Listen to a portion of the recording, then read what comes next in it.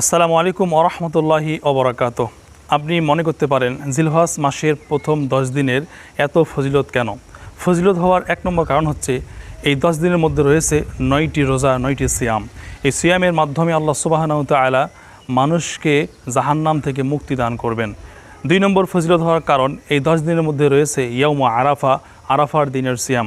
যে আরাফার দিনের সিয়াম পালন করলে মানুষের 2 বছরের গুনাহ আল্লাহ সুবহানাহু ওয়া তাআলা কাফারা করে দেবেন। ফজিলত হওয়ার 3 নম্বর কারণ হচ্ছে এই 10 দিনের মধ্যে রয়েছে হজ এবং উমরা। যে হজ এবং উমরার মাধ্যমে আল্লাহ সুবহানাহু ওয়া তাআলা মানুষকে নিষ্পাপ করে দেন। ফজিলত হওয়ার 4 নম্বর কারণ হচ্ছে এই 10 দিনের মধ্যে রয়েছে কুরবানি। যে কুরবানির মাধ্যমে আল্লাহ সুবহানাহু ওয়া তাআলা আল্লাহ রাব্বুল আলামিনের নৈকট্য এবং ভালোবাসা অর্জন করা যায়। 5 নম্বর ফজিলত হচ্ছে এই 10 দিনের মধ্যে রয়েছে ঈদুল আজহা, ঈদের নামাজ।